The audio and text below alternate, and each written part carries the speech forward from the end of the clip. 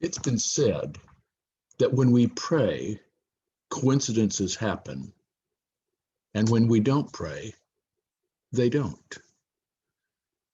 The life of Francis of Assisi was filled with coincidences, with synchronous moments that occurred as a result of his prayers.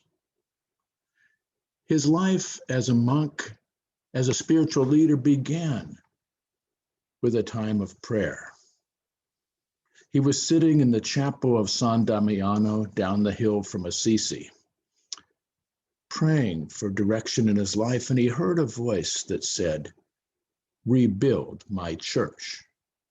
Initially, he felt that voice told him to rebuild the chapel where he was praying. He later discovered it involved the whole church. Francis had a problem with people with leprosy. They frightened him. He abhorred seeing them.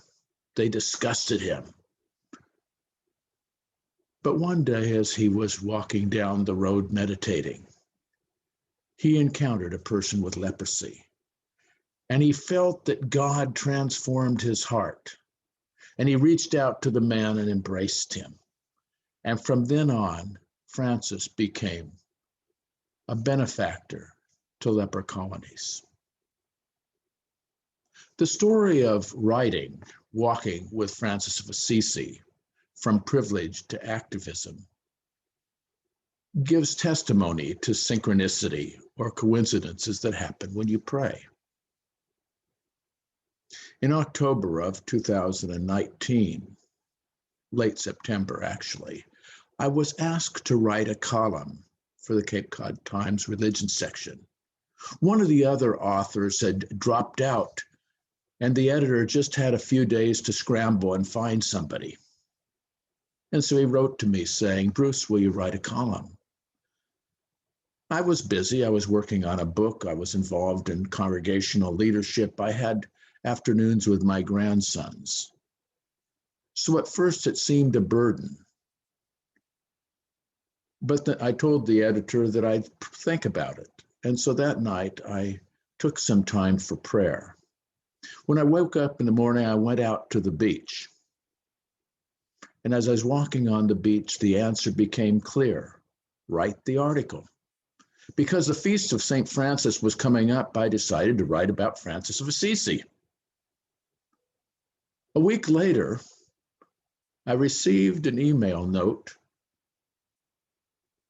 from the publisher of Franciscan Media Press.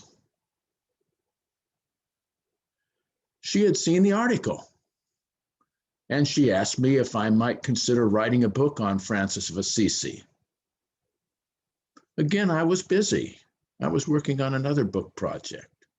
But once more, I took it to God in prayer, asking whether I was the right person to do this book, whether I would have something important to say that would make a difference. And the next morning, as I was walking on the beach, the answer again came clearly: write the book. You can do something special, something beautiful in this book. You can address issues of privilege, of spirituality, of creation and climate change. And by the time I returned to my car from the beach, I had a whole outline in my head. When we pray, as Leslie Weatherhead said, coincidences happen. We get new insights. Providence shows up.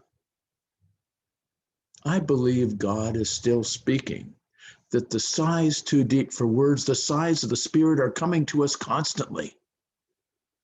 And when we open to God in prayer, unexpected insights, energy, and wisdom come. Like Francis, when we listen to God, when we hear God's voice, when we pray for guidance, we awaken to divine possibilities and God's adventures in our lives.